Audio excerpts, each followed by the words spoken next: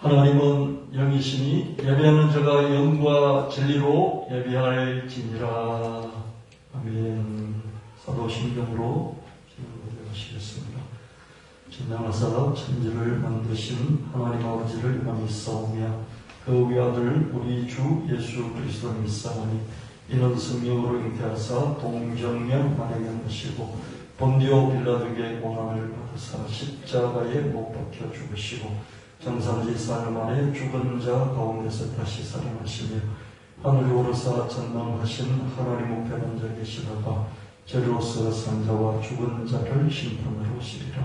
성경을 믿사오며 거룩한 공회와 성도가 서로 교통하는 것과 죄를 사하여 주시는 것과 몸이 다시 사는 것과 영원히 사는 것을 믿사옵나이다. 아멘. 예수 그리스도의 빛과 생명으로 세상을 구원하신 하나님, 오늘도 변함없는 주님의 사랑과 축복으로 예배드리게 주여 고맙습니다. 지난 한 주간도 하나님의 은혜와 축복으로 건강하게 복되어지겠습니다. 코로나 감염의 위험은 여전히 사그라들지 않고 감염자의 수도도 예측할 수도 없는 지경입니다. 자신의 몸은 자기 스스로 지켜나가야 합니다. 정부도 가족도 건물도 내명을 지켜주지 못합니다. 백신 접종도 완전하게 나를 지켜주지 못합니다. 현재 사용되는 백신은 완전하지 못할 뿐만 아니라 부작용으로 사망하는 사례도 많습니다. 코로나19는 현재로서는 종식이 되기보다는 감기처럼 코로나가 있는 상태에서 생활이 나가는 상황이 될 것이라 합니다. 방역수칙 준수, 위생관리를 철저히 지켜야 자기를 지킬 수 있습니다.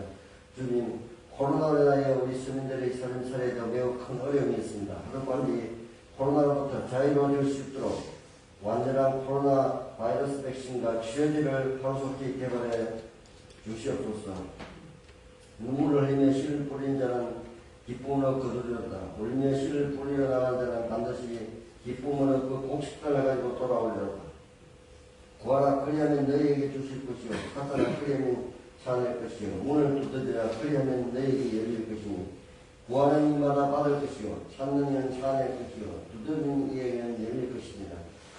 실행해야 거둔다고 하였습니다. 실행하고 거둔 결실을 거둔 예수 나비교회의 성도가 되어야 하겠습니다. 언제 어디서나 우리의 예상과 예측을 뛰어넘으시는 한량없는 주님의 은혜가 우리에게 펼쳐지기를 기도합니다. 아무것도 아닌 것처럼 보이는 기도시가 공중의 새가 깃들이는 안식처가 되는 것처럼 연약한 우리가 주의 손길로 자라 온 세상을 보며 세상 중심에서 빛을 발하는 자로 서게 하옵소서. 구원의 주님, 오늘도 저희의 공한 신령을 말씀으로 채우시고 배우고 깨우치게 하여 세상을 살아가는 지혜를 주시고 시세를 알도록 이 자리에 불러주셔서 고맙습니다. 오늘 우리들의 마음을 모아서 주님 앞에 예배되기를 원하오며 예배가 신령과 진정으로 드릴 수 있도록 인도하여 주시옵소서. 몸이 불편하신 박선혜 권사 아버님의 건강을 지켜주시고 법정의 안수자 이은희 권사의 둘째 예수의 미실 동행이 사라지게 하여 주옵소서. 건강이 좋지 않은 우리 성도님들 건강이 회복되게 해주시고 사모님 아버님을 비롯하여 몸이 불편하신 우리 성도 부모님들께서도 온전하게 회복될 수 있도록 하여 주옵소서. 청문들에게는 실체를 알게 하고 명철한 지혜를 주셔서 세상에서 앞서가는 사람이 되게 하옵소서. 은혜와 믿음이 충만한 게 착하고 충성된 성도들이 넘치는 게 너그럽고 이르는 게 멋지고 우아한 게 숨기고 베푸는 게 주님께 큰 영광을 돌리는 게 꽃차향 예수 향기를 마시는 게 무한테마가 형상화된 게 말씀 플랫폼이 가동되는 교회가 되게 하옵소서. 큰 믿음으로 충만한 성도, 착하고 충성된 성도, 직분을 힘껏 감당하는 성도, 형통하고 번성하는 성도, 너그럽고 이루는 성도, 멋지고 우아한 성도, 사랑하고 섬기는 성도, 주님께 큰 영광을 돌리는 성도가 되게 하옵소서. 다니엘 세우신 목사님께 성령과 능력이 충만하게 하옵소서. 유능하고 유창하게 하옵소서. 창조 한국의 사명을 이루게 하옵소서. 말씀의 콘텐츠 제국을 이루게 하옵소서. 영적, 물적, 인적 자원을 무한히 주옵소서. 테마 별소를 시원하게 하옵소서. 양말 사역과 출판 사역이 확산되게 하옵소서. 주님, 기쁨과 직책을마다 교회를 받들어 섬기는 귀한 숙들들을 기억하시고 몸을 드리는 수고가 있을 때마다 교회를 사랑하고 영혼을 사랑하는 마음이 넘치게 하옵소서. 저들의 수고를 통해서 주님이 더 높임을 받게 하시옵고 저들의 삶에는 복된 일들이 넘쳐나게 하옵소서. 오늘 이 예배의 처음과 끝을 주님께서 주관해 주시고 예배를 돕는 이원들 계시고 함께 하옵소서. 예수 그리스도의 이름 받들어 기도드립니다. 아멘.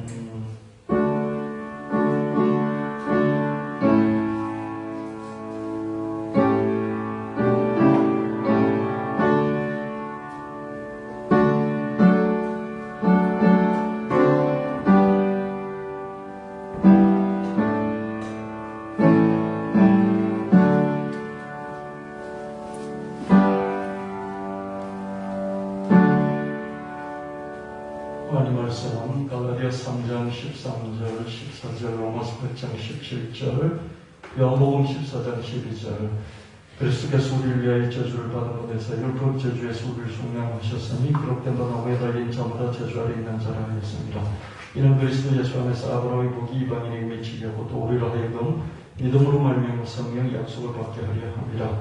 우리가 하나님의 자녀라면 하나님의 성숙자로서 그리스도와 공동 성숙인이 되는 것입니다. 그러므로 우리가 그리스도와 함께 영광을 받은 그분 함께 고난도 받아야 합니다. 내가 진실로 내게 이르노니 나를 믿는 자 나의 하는 일을 저도 할 것이요 또한 이보다 큰 것도 하니 이는 내가 아버지께로 감이니라. 아멘. 찬송 288장 하나님께 드리시겠습니다.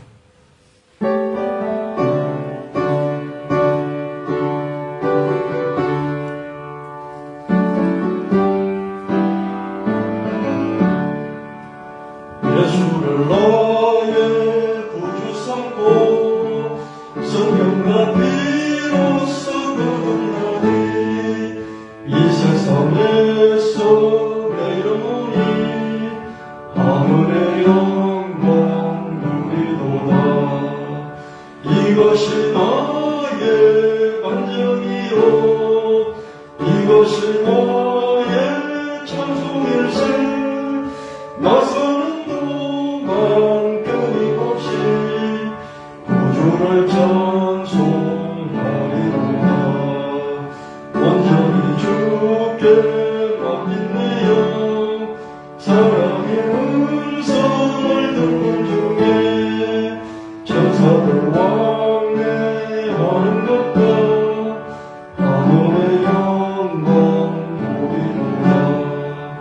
이것이 나의 감정이요 이것이 나의 찬송일세. 나 사는 동안 끊임없이 구주를 찬송하리로다. 주 안에 기쁨 누림으로 마음의 풍랑이 잔잔하니 세상과 나는 남못 없고 구속한 주만 보이노라.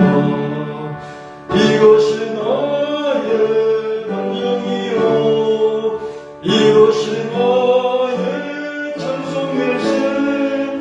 나 사는 동안 끊임없이 구주를 찬송하리로다.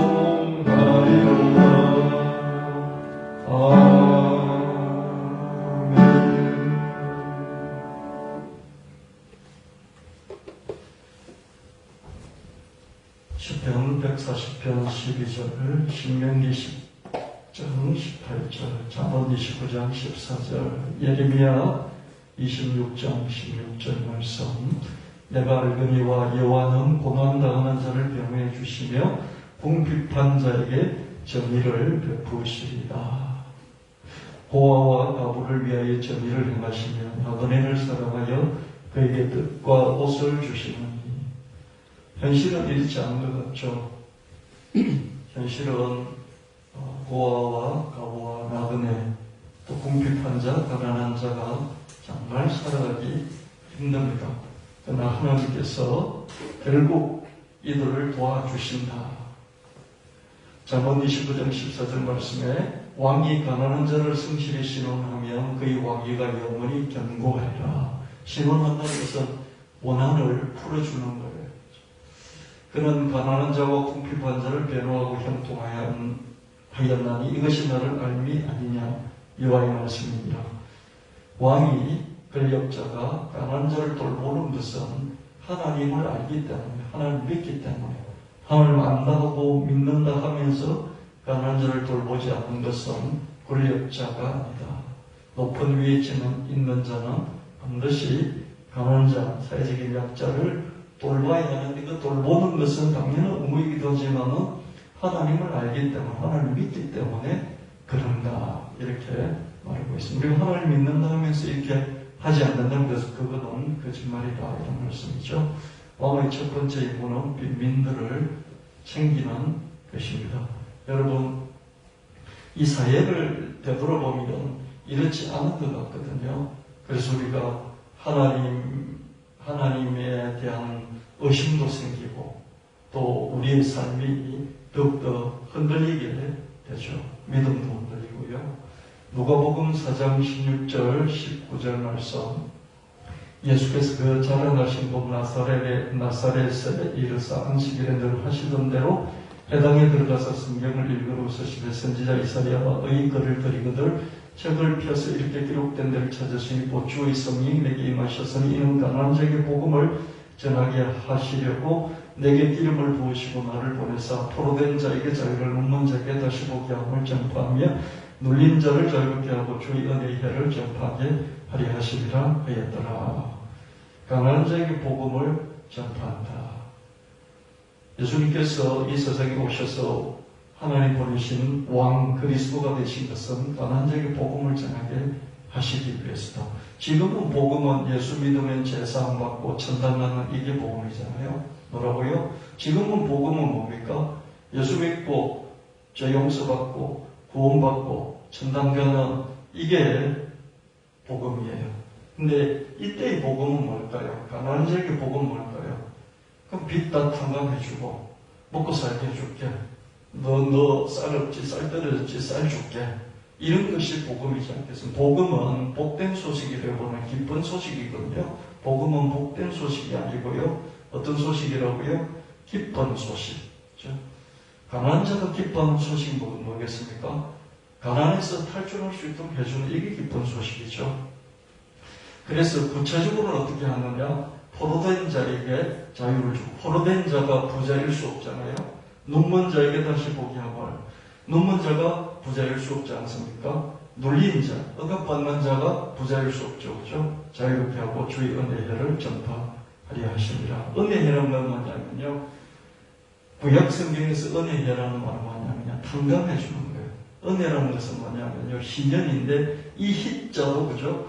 기쁠 희자예요. 기쁠 희자. 기쁜 해예요. 뭐가 기쁩니까? 다 탕감이 됩니다. 모든 게 탕감이 됩니다. 가난한 자는 빚만 하냐. 그 빚을 탕감해 주는 것이죠. 이게 희년이라는 것이죠. 하나님께서는 이 가난한 자에 대해서 관심이 많으시고 예수님을 보내셔서 예수님도 가난한 자에게 기쁜 소식을 전하시기 위해서 사역을 하십니다. 이걸 우리가 알아야 하겠습니다. 예수님이 이스라엘 백성들이 오랜 세월 학수고대했던 킹 메시아, 왕 그리스도, 왕이시면서 메시아이셨습니다. 그렇다면 예수 왕 그리스도의 첫 번째 임무가 무엇인가? 빈민들이 기뻐할 왕명을 선포하는 것입니다. 왕이 되면 어떡합니까? 왕이 먼저 하는 게 뭐예요? 딱 국가 비전을 선포하면서 나는 앞으로 이렇게 통치하겠다. 국가 비전을 선포하고 또 어떻게 합니까? 왕명을 하더라. 왕명을 하는 건 어떤 명령입니까? 부자보다는 가난한 자들이 기뻐할 수 있는 왕명을 하더라는 거예요. 모든 유행의 사로잡힌 사람들 석방하라. 모든 유행의 눈먼 사람들을 눈뜨게 하라. 모든 유행의 억압당한 사람들을 자유롭게 하라. 이런 칙령을 하다라는 이게 왕이 첫 번째 하는 일인 것입니다. 예수 왕 그리스도의 왕명은 먼저 사회의 약자층을 기쁘게 하는 것이지 사회의 기득권층을 기쁘게 하는 것이 아니었다. 실제로 예수님은 그렇게 사셨죠.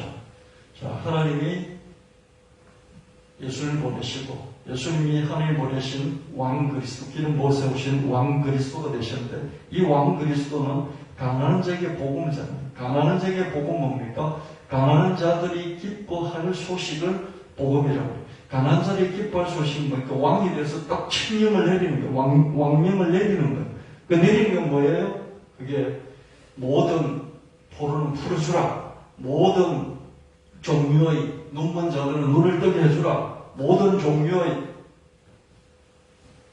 억눌린 자들은 다 자유케 하라. 이런 명령을 내리는 것이죠. 그럴 때 억눌려 있던 자, 포로된 자, 이런저런 눈이 벌어 있는 자, 눈먼 사람은 까막눈이라고 그러잖아요. 그죠? 까막눈. 여러분, 신체적으로 눈이 먼 자뿐만 아니라 까막눈이죠. 여러분, 이 세상은 너무 빠른 속도로 변하고 있어요. 너무 빠른 속도로 변하고 있어서요. 거의 대부분의 사람을 까막눈으로 자꾸 만들어요. 자고 일어나면 까막눈이 돼요. 제가 그래도 계속 공부를 이렇게 하고 목사니까 뭐 공부하는 것밖에 더 있겠습니까? 그죠? 이 공부를 쭉 하다 보면요. 와, 정말 보통 사람들, 시간이 없고 돈이 없고 여유가 없는 사람 살 수 없는 세상이구나. 왜 그렇습니까? 단어 자체가요. 세상을 살아가는 데 필요한 언어 자체가, 단어 자체가, 우리가 쓰는 용어 자체가 너무 어려워요. 많이 어렵단 말이에요. 단어를 알 수가 없어요. 단어가 자꾸 바뀌어요. 특히 지금 시대는 디지털 시대고 자꾸 사이버 세상이 세력을 키워가고, 그래서 게임과 관련된 용어들이요. 자꾸 이 세상 가운데로 일반인에게로 흘러들어오고 있어요. 근데 게임 용어는 안 해보면 잘 몰라요. 게임 용어는. 아이들은 지금 20대, 30대, 40대까지는 그래도 게임 용어에 익숙해 있어요. 근데 50대, 60대, 70대 이런 세대들은 게임 용어를 잘 몰라요. 게임 용어 전부 다 영어로 돼 있어요. 영어인데 그냥 한글로 덮어 씌우게 해가지고 그냥 적어 놓은 거예요. 그 어떻게 잘 알겠어요? 정말 50대, 60대, 70대, 80대들이 살아가기 힘든 그런 세상입니다. 다 까막눈으로 만든 거예요. 그렇죠? 여러분, 자고 일어나면 여러분 그만큼 자고 일어난 것만큼 까막눈이 되어 있어요. 기술이 빠르게 발전을 하고요. 그 빠르게 발전하는 기술의 그 전달 수단인 언어가, 그죠? 언어가 그냥 겉으로만 한글이지 내용은 한글이 아닌 거예요. 그렇죠?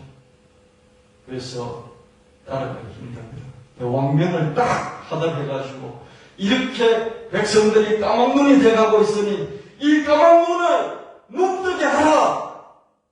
그런 공부를 가르쳐줘야 되잖아요. 공부를 가르쳐주려면 시간이 있어야 되죠. 공부할 수 있는 시간이 있어야 되죠. 시간이 있으려면 어떻게 됩니까? 돈을 주면서 시간을 어떻게 해서 공부를 시켜줘야 될 것 아닙니까? 여러분, 우리가 아이들을 기를 때 어떻습니까? 유치원, 초등, 중등, 고등, 대학까지, 그죠? 다 돈으로 밀어줘요. 그러니까 돈으로 밀어줘서 시간을 써서 시간 가지고 공부를 하는 거예요. 근데 우리는 어떻습니까? 작년이 되니까 시간 팔아서 돈 사서 그 돈으로 가족을 부양하기 때문에 우리는 시간도 없고요. 물질도 늘 부족한 거죠. 그래서 왕이 모든 백성에게 시간을 주고 돈을 줘서 공부할 수 있게 하라. 그렇게 해준다면 이게 까막눈을 뜨게 하는 것이죠. 하나님은 우리 모두가 똑똑해지기를 원하시고요. 시간도 갖고 돈도 갖고 공부도 할 수 있기를 원하십니다. 세상이 너무 빨리 변해요. 백성들이 자꾸 바보가 된단 말이죠.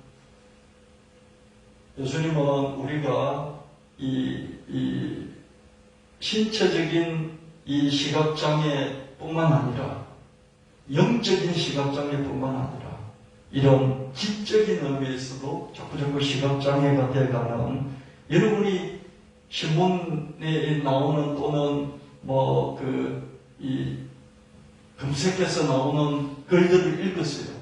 특히 기술적인 용어의 글들을 읽을 때 이해를 할 수 있던가요? 게임과 관련된 이런 뉴스들 읽어보십시오. 다 읽어요. 못 읽는 사람 없어요. 다 읽는다고요. 근데 내용을 알겠냐고요. 그래서 까막눈인 거예요. 하나님은 우리가 이 까막눈 상태에서 벗어나는 여기에 대해서도 관심 많으시다. 그래서 우리에게 기쁜 소식을 전해주시기를 원하신다. 예수님은 우리가 이렇게 되기를, 지금 오신다면 예수님이 그죠? 장님의 눈을 뜨게 하실 뿐만 아니라 그죠? 어떻습니까? 그냥 까막눈을 보죠. 지금은요, 장님들도 어떻습니까? 이 라식 수술이나 이런 걸 통해 가지고 많이, 백내장 수술 이런 걸 통해서 많이 좋아지지 않습니까? 근데 실제적으로 더 까막눈은 이런 지적인 의미의 까막눈이다. 저도 이렇게 시간을 내서 여러분에게 전달하기 위해서 이렇게 공부를 해보면요, 와, 내가 모르는 게 왜 이렇게 많지? 그렇게 깨닫게 됩니다.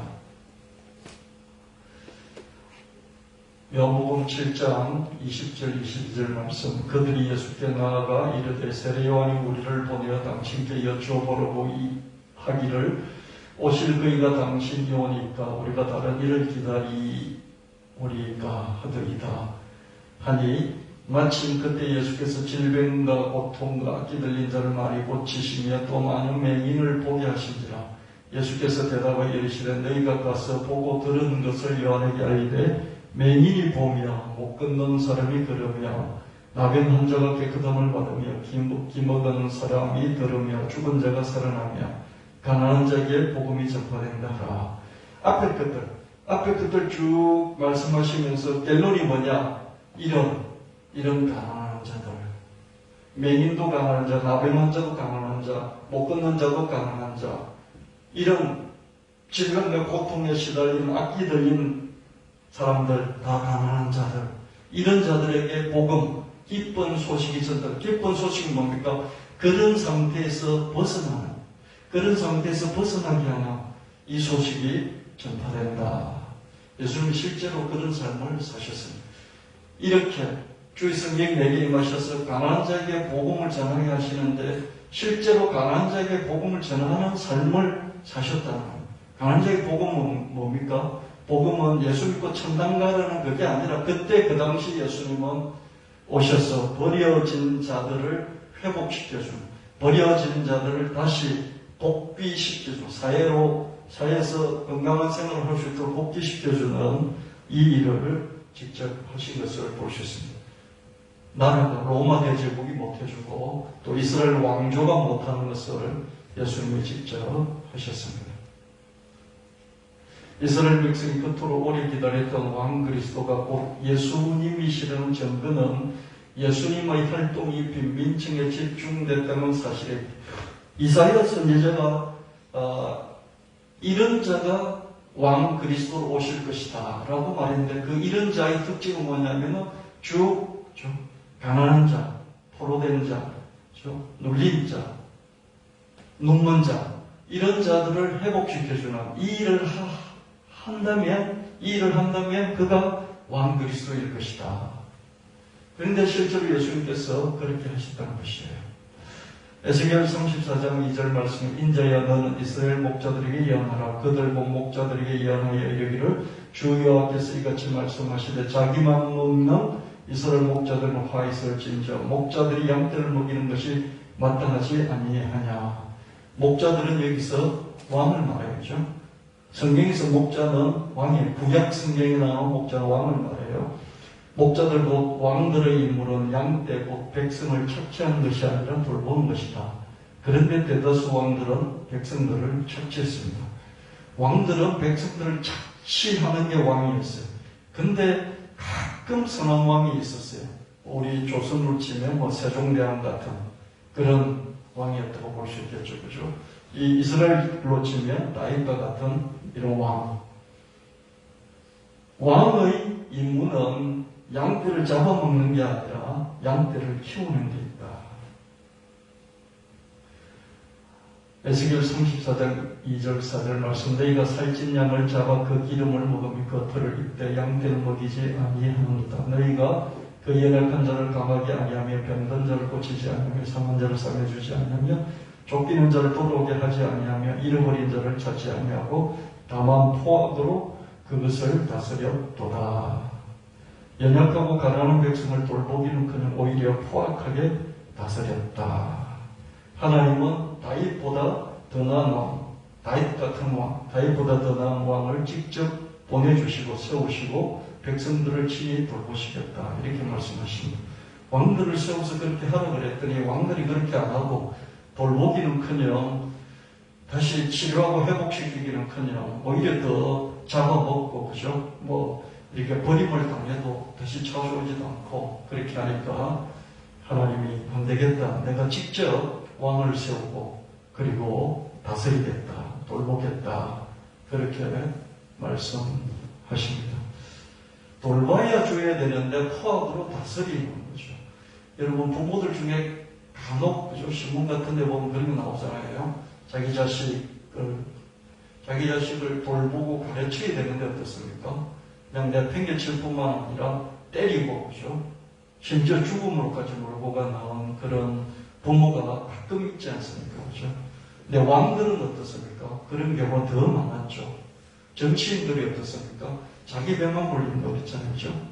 자기 배만 불리고, 정치인들, 지금으로 치면 이 왕들에 해당되는 사람들이 이제 대통령, 국무총리, 그 다음에 고위 공무원, 그리고 국회의원들에 해당되겠죠. 그렇죠?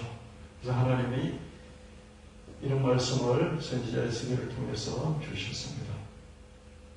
에스겔서 34장 23절 25절 말씀, 내가 한 목자를 그들 위에 세워 먹이게 하리니 그는 내 종 다윗이라. 그가 그들을 먹이고 그들의 목자가 될지라. 나 여호와는 그들의 하나님 되고 내 종 다윗은 그들 중에 왕이 되리라. 나 여호와의 말이니라. 내가 또 그들과 화평의 언약을 맺고 악한 짐승을 그 땅에서 그치게 하리니 그들이 빈들에 평안히 거하며 숲을 가운데서 잘지라. 양들이, 그죠? 평안하게 살고 건강하게 살고 짐승들로부터 지킴을 받고 이렇게 하는 것이 목자의 임무이죠. 근데 목자들이 왕들을 세울 때 왕이 그렇게 안 하는 거예요.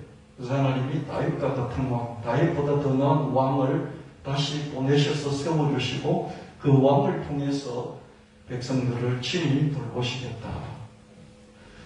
이런 말씀이 있은 이후로부터 백성들은, 이스라엘 백성들은 다윗보다 더 나은 왕이 오기를 계속 기다려야 했죠.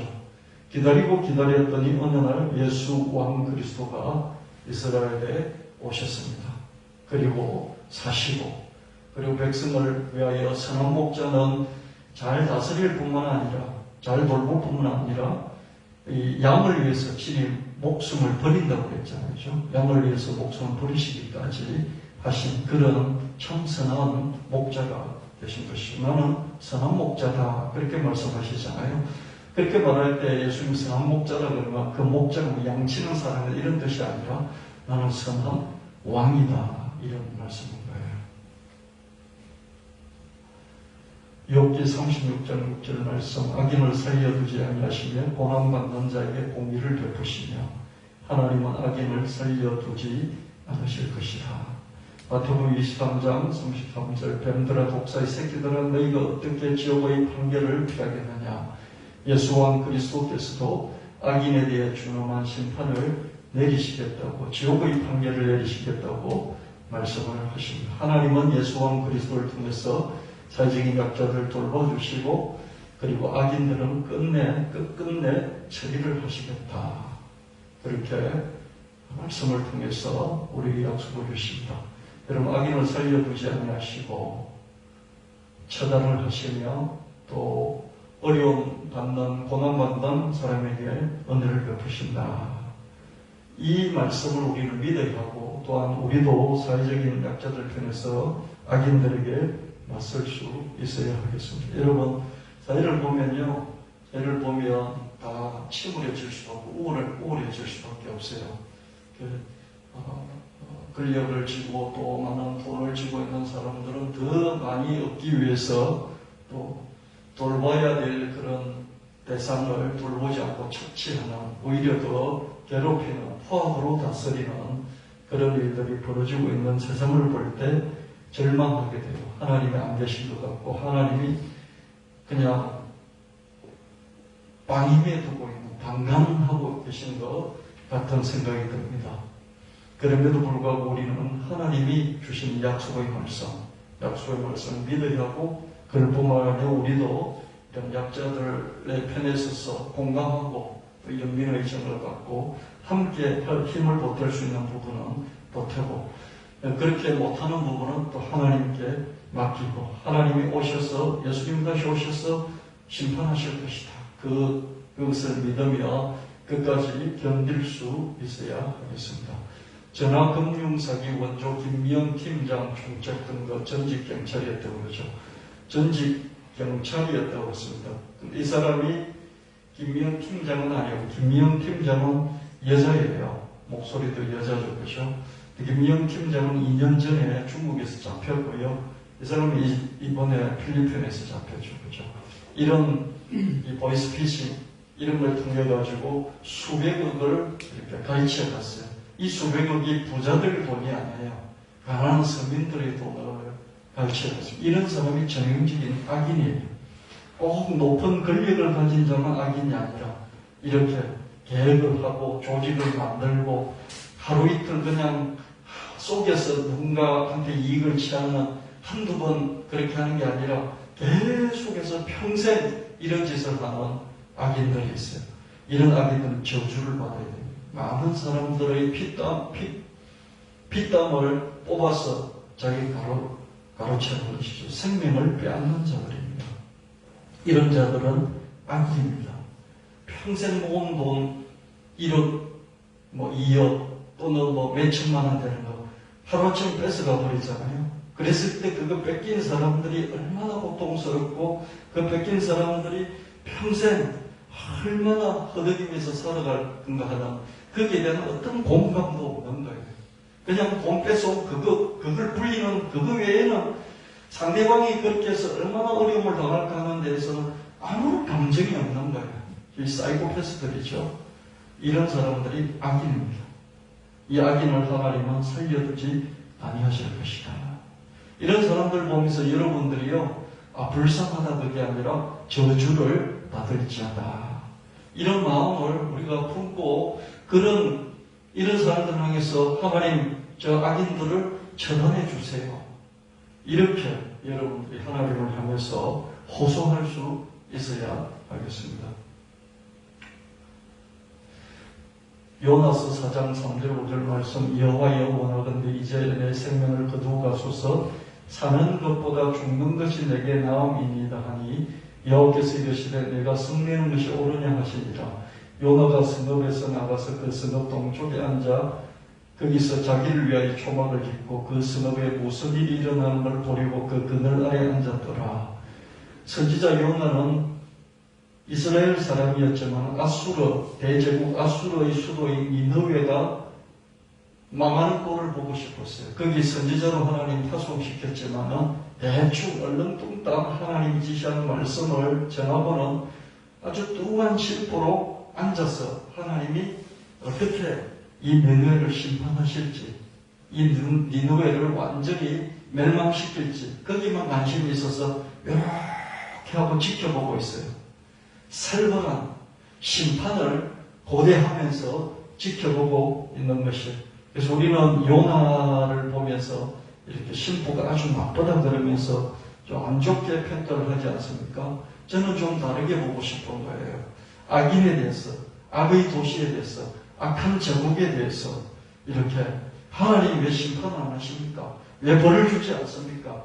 라고 하나님을 향해서 대들고 하나님을 향해서 따지고 하나님을 향해서 한판 씨름을 할 수 있는 이런 마음이 우리 크리스천들에게도 있어야 되겠다. 이런 저는 생각을 해보게 됩니다.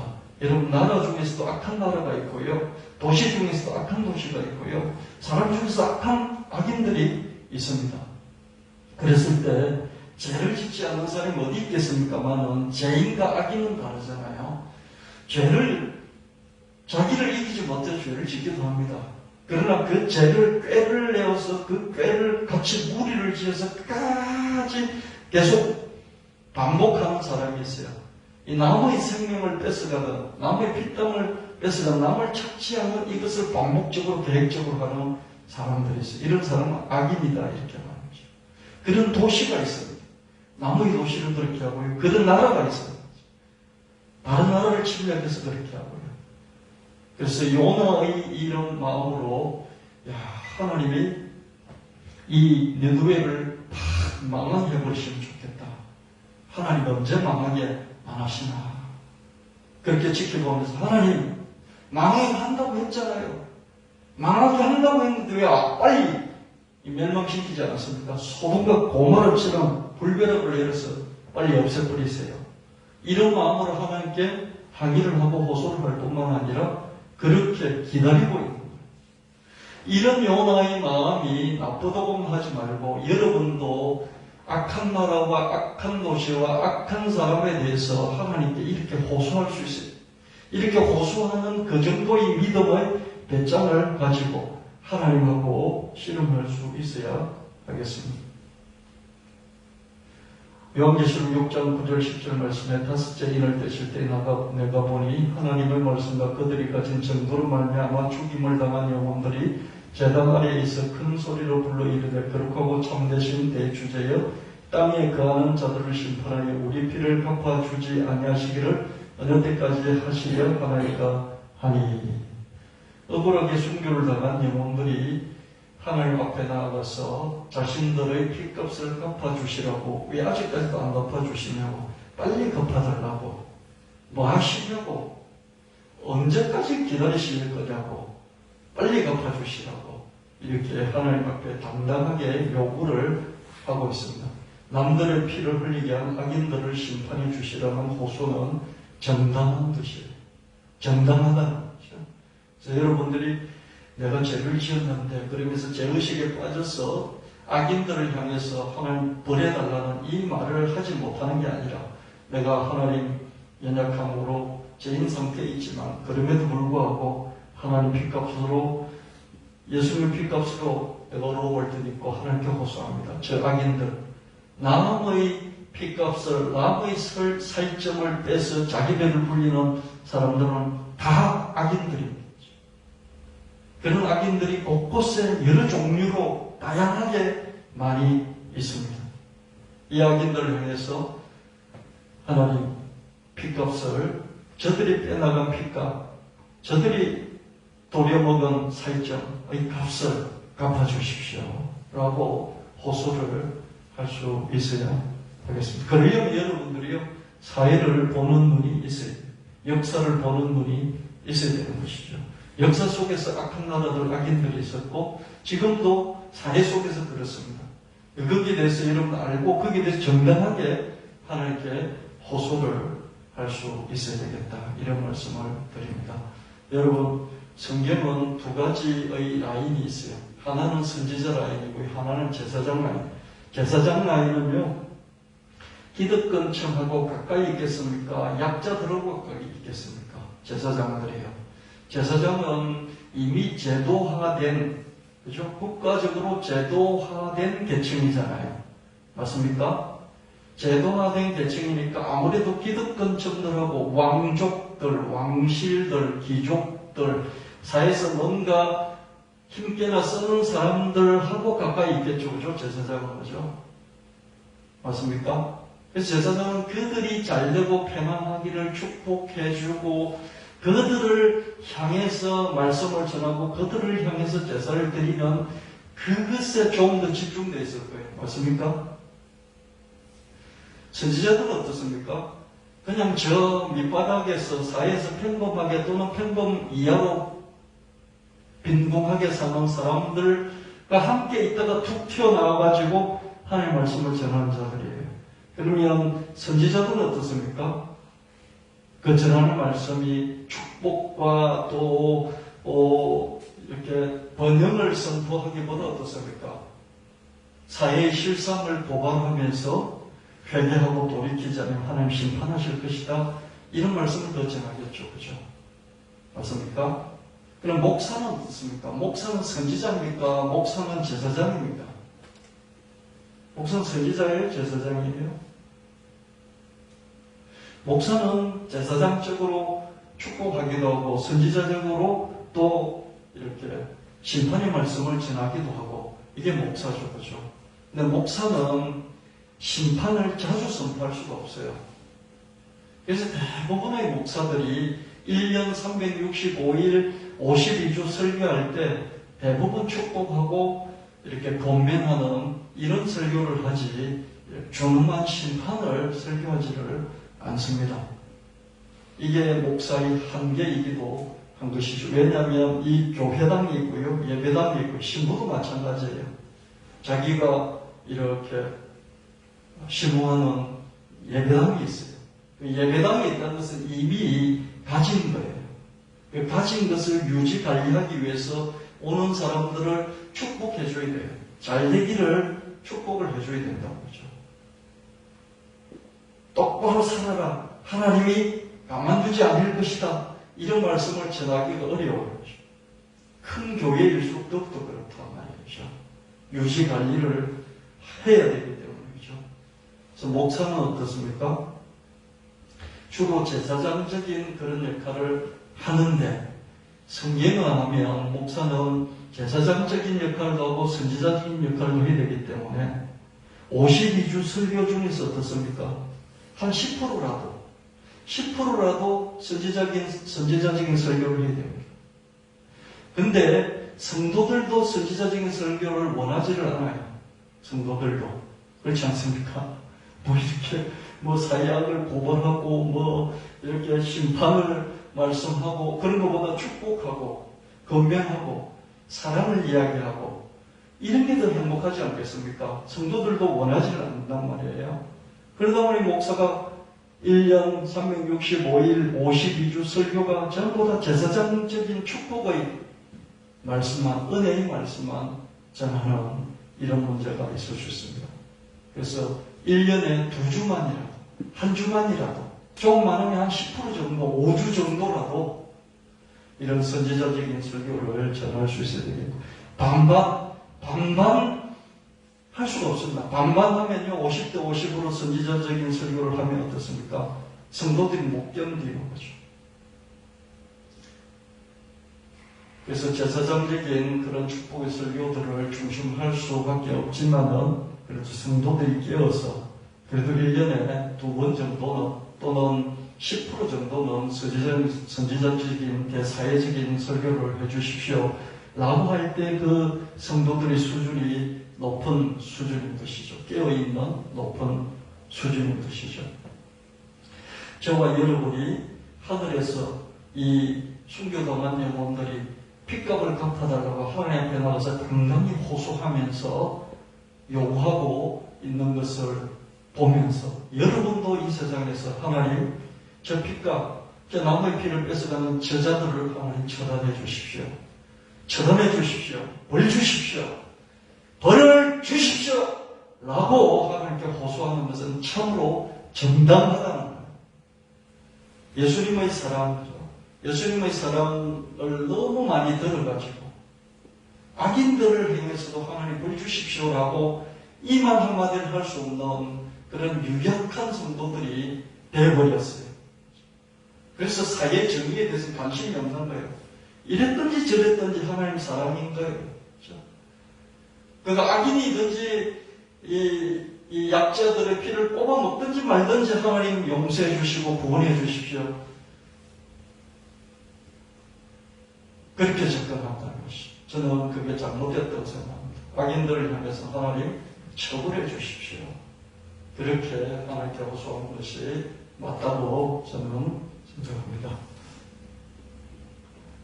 2021년 올해 2월 26일 코로나19 백신 접종이 시작된 이후 지금까지 1000명이 넘게 1054명이 죽었죠.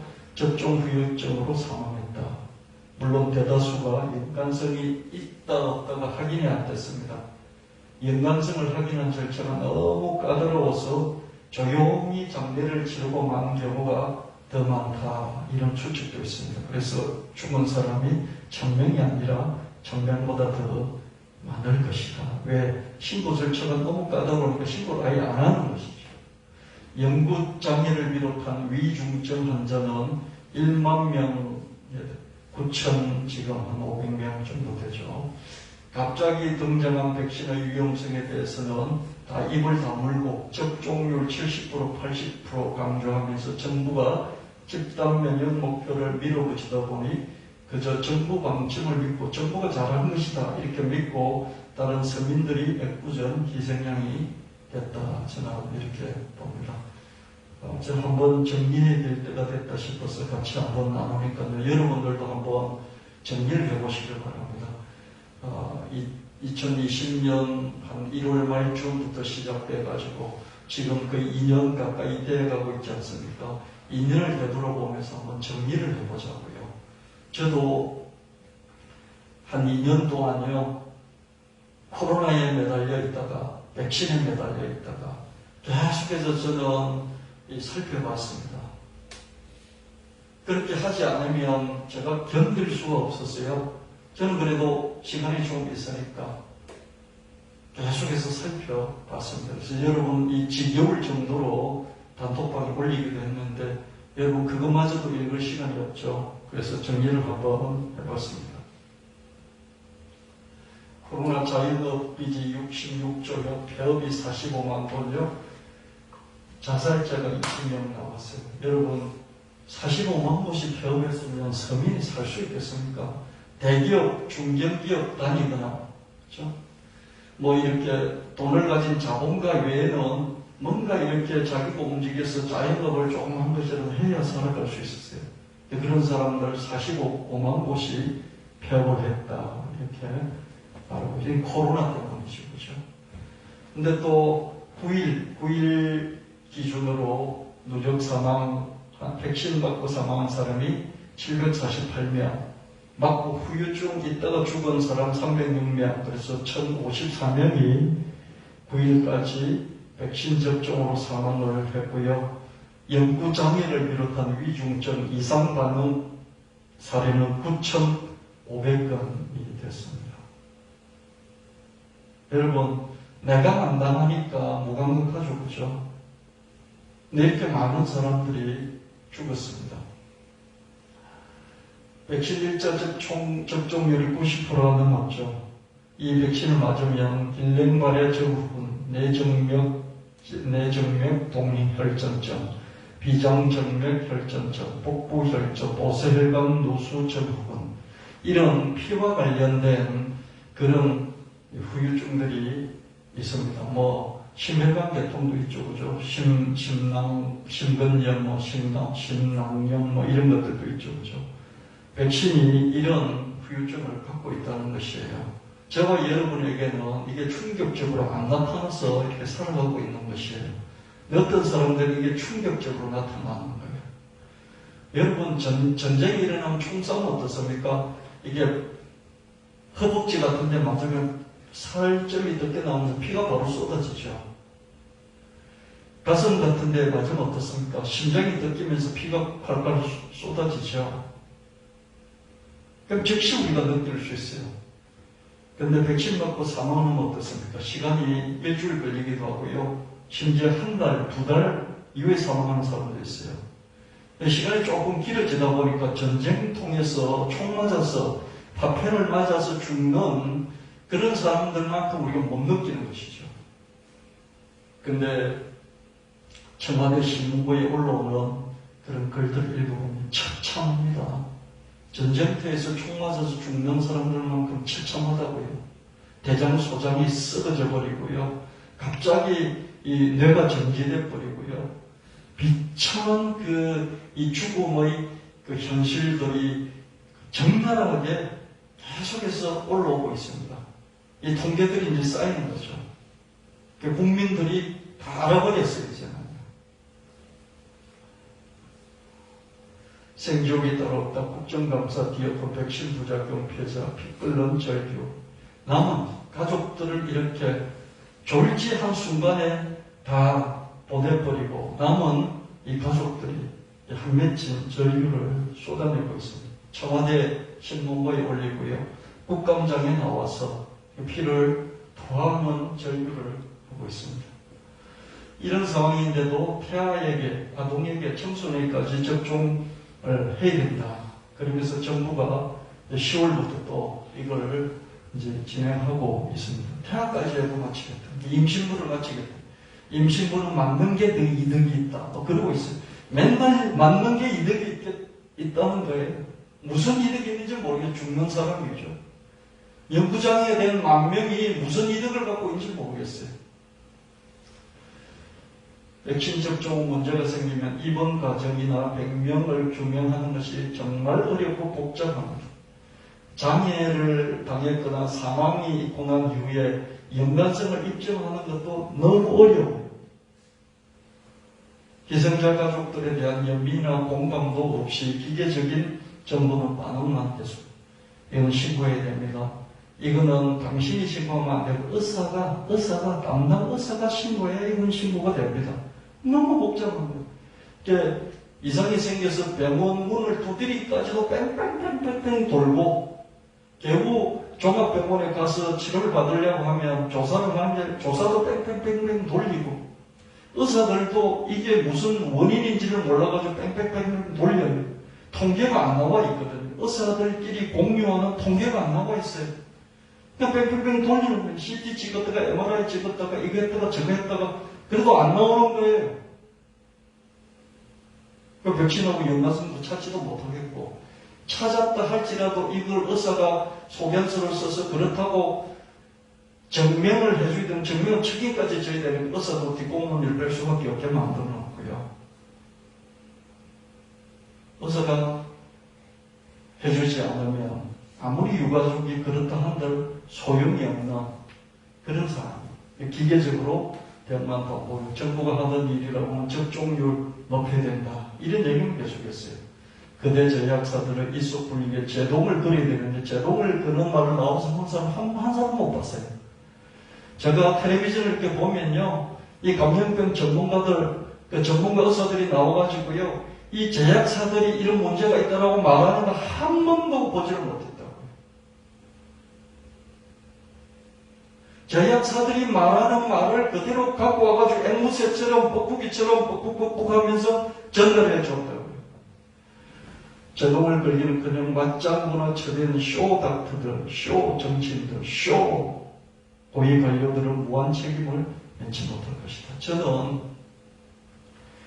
누군가는 했기 때문에 이런 일이 벌어지는 거 아니겠죠. 누군가는 했잖아요. 그대 제약사들이 자꾸 들쑤셔서 했고요. 자기들 면피 당하려고 면책 조항으로 이 문제가 생기면 이의를 제기하지 못한다는 그런 조항을 만들어 놓고 통과시켜 놓고요.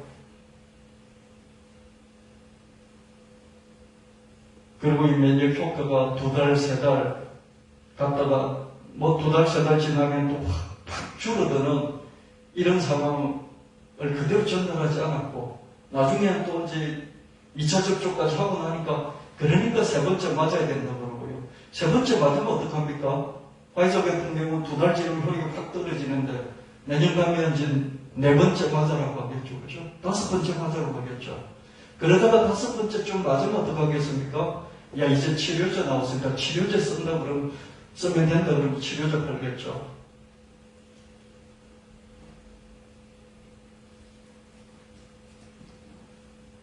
이런데 맞장구를 친 쇼 닥터들, 쇼 정치인들, 쇼 관료들, 어느 누구도, 어느 관료도, 어느 정치인도, 어느 감염병 전문가도 이 제약사들이 이런 문제가 있습니다. 그러니까 국민들에게 똑바로 정보를 알려야 되고 이런 문제도 있으면 국민들이 알아서 판단을 하십시오. 라고 말해주는 텔레비전에 나와서 말해주는 사람을 저는 한 번도 본 적이 없어요.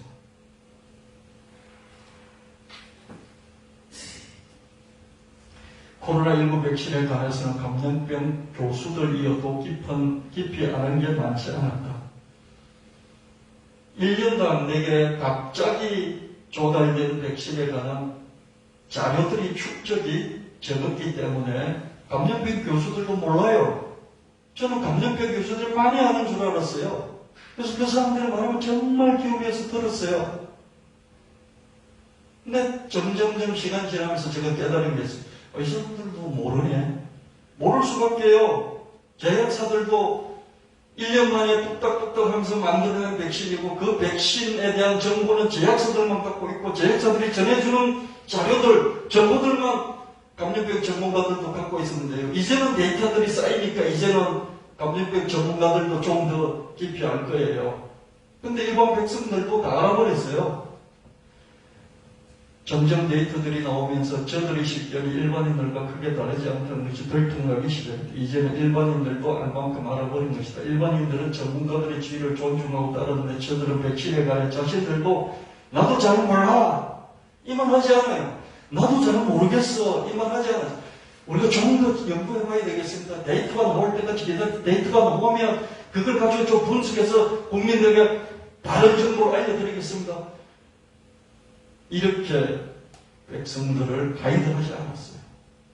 자기도 모르면서 모르다고 말하지 않고 백성들을 오도 잘못 인도를 한 것입니다. 저들이 대중매체에 나와서 접종이익이 훨씬 크다고 떠들어대는데 누군들 이 믿고 따르지 않겠다고 하는 말들이 접종이익이 훨씬 크다. 접종이익이 훨씬 크다.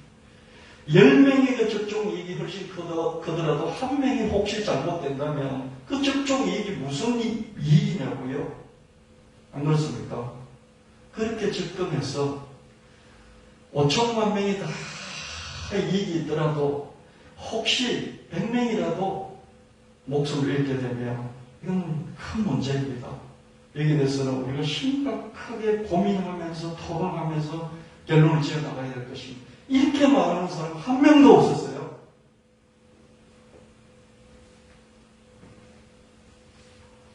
지금까지 국민 5만 명을 한 그룹으로 만들어 놓고요. 거기에다 백신을 추가로 딱 샀어요.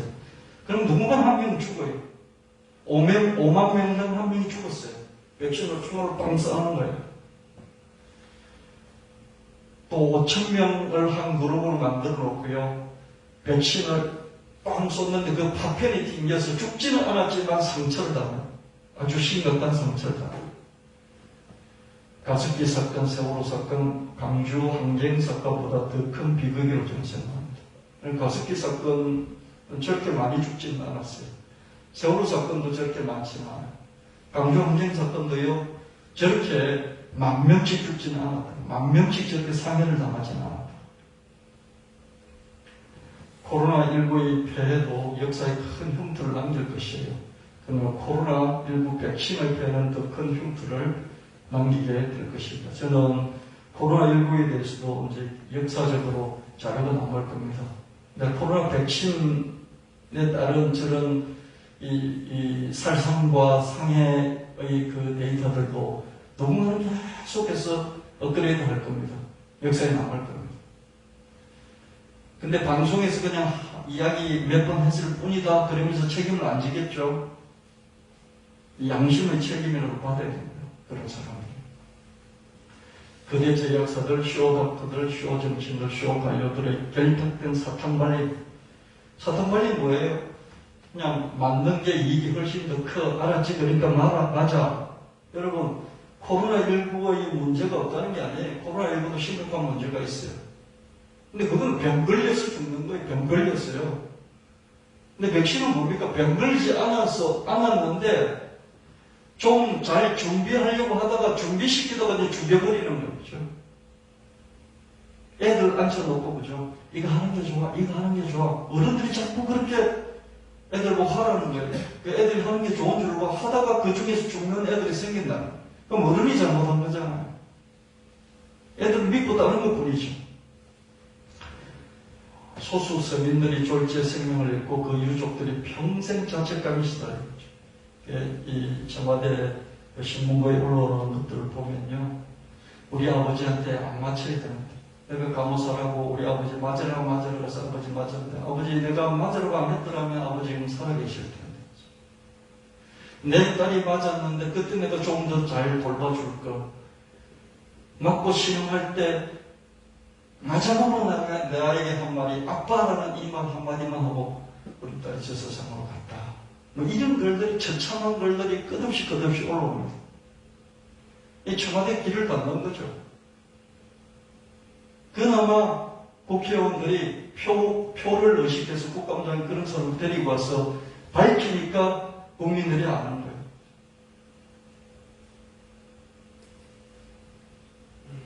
평생 자책감이 시달리는 거죠. 평생 자책감. 그렇다면 저들에게 개인 책임을 물어야 할 것입니다. 적정률 70%, 80% 이런 집단 면역 밀어붙이기는 최대다수의 최대 행복이라는 논리의 근거를 두고 있습니다. 최대다수의 최대 행복이라는 게 뭐냐면 가능한 많은 사람이 가능한 많은 행복을 누리면 돼. 이건 뭡니까? 가능한 많은 사람인데 가능한 많은 행복을 누리게 하려면 일부는 아주 적은 일부는 피해를 입고 죽임을 당하더라도 어쩔 수 없어. 이런 논리가 나옵니다. 이게 얼마나 무서운 건지 모릅니다. 최대 다수의 최대 행복을 위해서는 최대 소수가 최대 불행을 당해도 그건 뭐 최대 배를 위해서 소를 희생해야 되는 거지. 이 말을 너무 쉽게 하는 거죠. 그게 뭐냐면요. 접종 이익이 훨씬 더 크다. 이 말이에요. 접종 이득이 자꾸 맞다 보면 우리 사회 전체가 코로나 안 걸릴 수 있어. 뭐 몇 사람 일부 죽더라도 전체가 살아야지. 이 말이에요. 이 말이 여러분 옳아 보이죠, 그죠? 근데 이 말이 얼마나 반성경적인지 몰라요. 하나님 말씀하시는 사회적인 약자들, 고와 가부와 나그네 넣은 소수의 소수. 많지 않잖아요. 정상적인 가정들이 더 많아요. 고와 나그네 가부는 적어요. 근데 하나님이 이 적은 무리들에게 마음이 쏠려 있다는 거예요. 그럼 대를 위해서 소를 희생해도 된다는 이 말은 집단 면역의 접종 이익이 이렇게 일부 문제가 생기는 것에 비해서 이득이 훨씬 크다라는 이 말하고 똑같잖아요.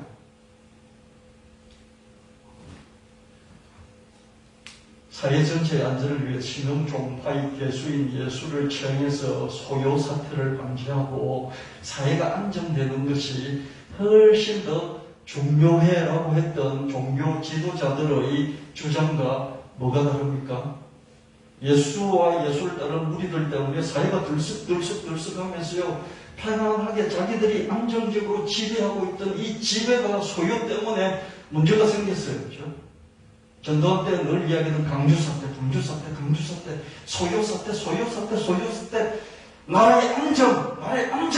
그러면서 소요사태 일으키는 사람들을 잡아서 감옥에 가두고, 군대에 보내고, 또 벌주고, 심지어 몰래 죽여버리고 이런 일들 많았지 않습니까? 이게 뭐냐면 어떻습니까? 대를 위해서 소를 희생해야 된다는 소요사태를 없애버리고 소요분자들을 삼청교육대 보내고 사회가 안정하면 돼요. 우리는 사회가 안정돼서 좋았어요. 전두환 때요. 사회가 안정됐어요. 전두환 때요. 전두환 때 사회가 안정됐다고요. 저는 경상도 출신이라서요. 내 주변에 광주 이 항쟁으로 죽은 사람 한 사람도 없었어요. 불구가 된 사람 한 사람도 없었고요.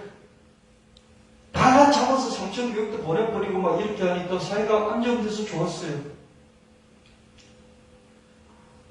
근데 죽은 사람들은 그 가족들은 어떻게 했냐고요. 요한복음 11장 35절을 말씀, 예수께서 눈물을 흘리시더라. 죽은 나사로 앞에서 예수님은 눈물을 흘리셨어요. 이 눈물은 연민과 공감의 눈물이었습니다. 가슴이 아프니까 같이 울고, 그리고 그 남은 가족들, 마르다와 마리아가 자기 오빠를 잃고 너무 슬퍼하니까 그 슬퍼하는 그 두 동생들을 보면서 또 연민의 정을 느끼면서 우는 거예요.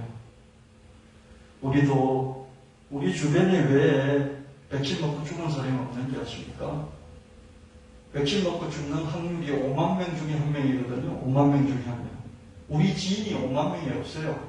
저와 여러분 지인이 많아봤자 그냥 한 100명이에요. 그 100명 안에는 죽은 사람이 없는 거예요. 5만 명 정도 되면 한 명 나와요. 불구가 나왔다. 그럼 5천 명 정도 안에 그 중에 불구 한 명 나오는 거예요. 우리가 5천 명을 알지 못해요. 그러니까 나는 멀쩡한데 나와 우리 가족들, 우리 지인들은 다 멀쩡한 거예요. 그래서 감각이 없는 거예요. 감각이 없다고요.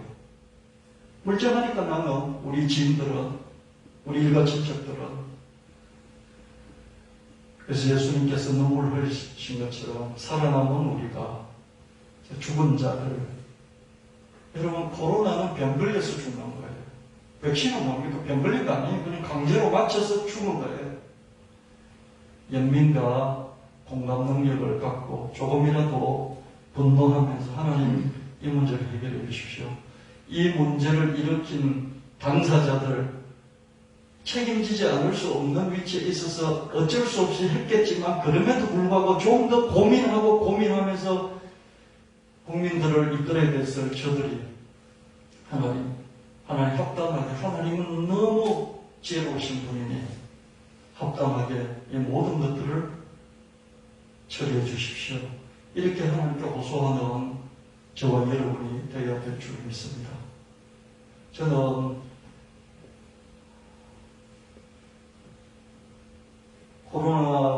코로나19로 죽어가는 많은 사람들을 보면서 이 코로나가 어떤 것인지 여러분들에게 그래도 조금이라도 정보를 공유하려고 1년 동안 했었고요. 지금은 이 백신에 대한 정보를 공유하려고 애를 썼습니다. 여러분들보다 시간이 많기 때문에 그래서 계속해서 여러분의 지겨울 정도로 계속해서 단톡방에도 올리고 그렇습니다. 이게 제가 사회에서 이게 어려움을 당한 졸지에 그냥 하라고 해서 했는데 자기의 가족을 잃어버렸어요. 졸지에. 그냥 몇 주 만에, 며칠 만에, 몇 달 만에 그냥 멀쩡한 가족들이 떠나가 버렸어요.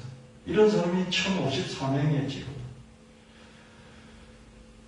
여기에 대한 조금이라도 연민과 공감의 그런 마음을 가지시고, 또 사랑하는 마음을 가지시고, 또 같이 고민하고, 또 마음 아파하면서 하나님 앞에서 하나님이 너무 지혜로우시니, 제약사들 있죠, 의사들 있죠, 그 다음에 정치인 관료들, 그리고 여기에 지지하는 자, 반대하는 자 다 뒤섞여가지고요. 얼마나 복잡하겠습니까? 여러분 제가 진저운동 보여드렸잖아요. 3중, 4중만 돼도 이거 어떻게 예측할 수가 없죠. 그죠? 근데 이렇게 많이 복잡하니 어떻게 여기에 대해서 판단을 할 수 있겠습니까? 그러나 우리가 할 수 있는 건 판단을 하고요. 결론을 한번 내려보고요. 그래서 제가 정리를 한번 했고요. 그러면서도 하나님은 너무 지혜로우시고 그리고 너무 공의로우시니 하나님이 판단해 주십시오. 그러면서 우리가 또 하나님 안에서 힘을 얻고 하나님을 믿는 악인을 심판하시고 또 의인을 돌보시고 또 가난한 자들을 챙기시는 하나님이라는 그 약속의 말씀을 우리가 믿고 또 우리 할 일을 감당해 나갈 수 있어야 하겠습니다. 기도하겠습니다. 하나님 아버지, 오늘 하나님 말씀을 근거로 해서 이 세상에 많은 악인들이 있고 또 악을 행하는 자들, 이 악으로 인해서 고통받고 억울함과 원통함 속에 살아가는 많은 사람이 있으나 하나님께서 결국 가난한 자와 어려움 당하는 자들 돌보시고 저들을 하나님 책임져 주시며 악인들을 내버려 두지 아니하시고 심판하신 줄 믿습니다. 이 사회를 둘러보면 하나님이 가만히 계시고 방관하고 방치해 두시는 것 같다는 생각이 들 때도 있지만 하나님 반드시 하나님이 말씀하신 말씀을 지키신다는 것을 우리가 믿고 우리 할 일들을 하며 또한 이 세상 어름다운 자를 향해서 연민의 정과 공감의 능력을 가지고 같이 고민하고 가슴 아파하며 우리가 할 일을 하며 담대하게 당당하게 세상을 살아갈 수 있도록 축복하여 주시옵소서. 우리 성도들 한 사람 한 사람 낙오하지 않고 중병에 걸리지 않고 죽지 않고 여기까지 인도하신 하나님께 참으로 감사를 드립니다. 이 10월도 11월, 12월 올 한 해도 주님께 우리 성도를 한 사람 한 사람 맡겨드리고 또한 이 교회를 맡겨드리오니 주님 책임지시고 돌봐주시고 또한 더 좋은 길로 이끌어주시고 우리에게 평강과 형통함과 번성함을 주시옵소서. 그렇게 없인 주 예수 그리스도 이름으로 간절히 기도합니다. 아멘.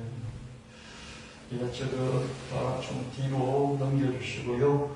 288장 찬송 부르시고 주님께 예물을 드리도록 하겠습니다.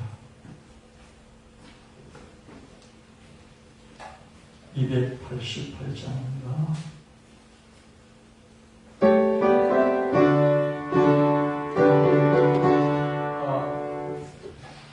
384장이네요. 384장 수제입니다. 384장 찬송 드리고 주님 앞에 예물을 드리도록 하겠습니다.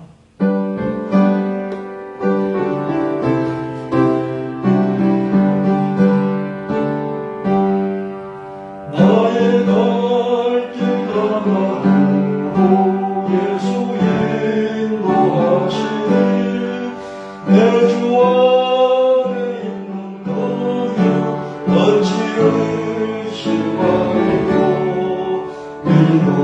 믿음으로 사는 자도 하늘 위로 바뀌네. 무슨 일을 만나든지 망설여도 말이라. 무슨 일을 만나든지 망설여도 말이라. 나의 갈길 가라오 예수 인도하시니 어려운 일 당한 때도 족하는 해주시네. 나는 심히 고단하고 영혼 매우 가난하. 나의 앞에 반석에서 장놀라게 하시네. 나의 앞에 반석에서 산놀라게 하시네. 나의 갈길 가라오 예수 인도하시니 그의 사랑을 지키지 말로 할 수 없구나. 생명과 하늘 날아갈 때에 영양분을 나의 찬송 예수 인도하셨네. 영양분을 나의 찬송 예수 인도하셨네.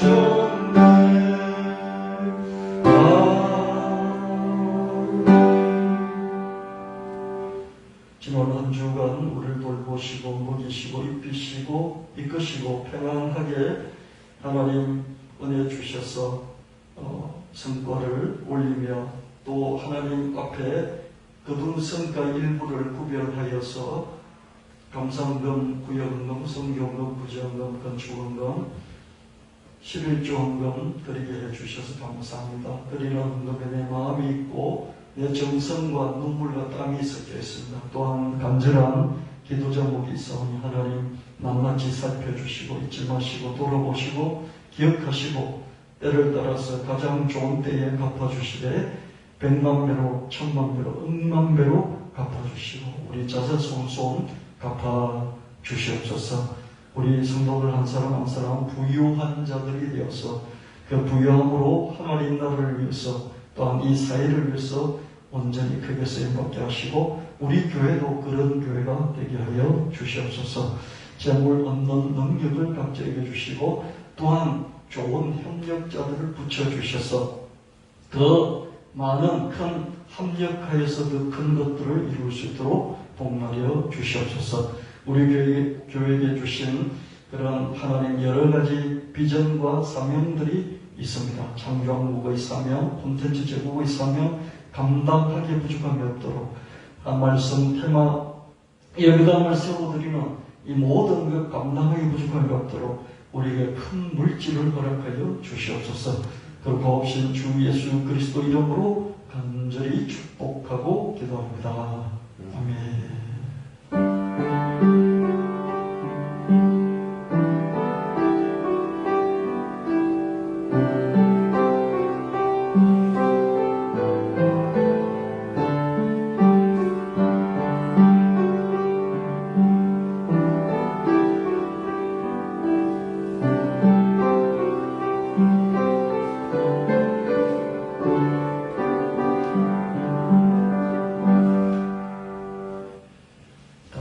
일어나셔서 623장 부르시고 축도함으로 예배를 마무리하겠습니다.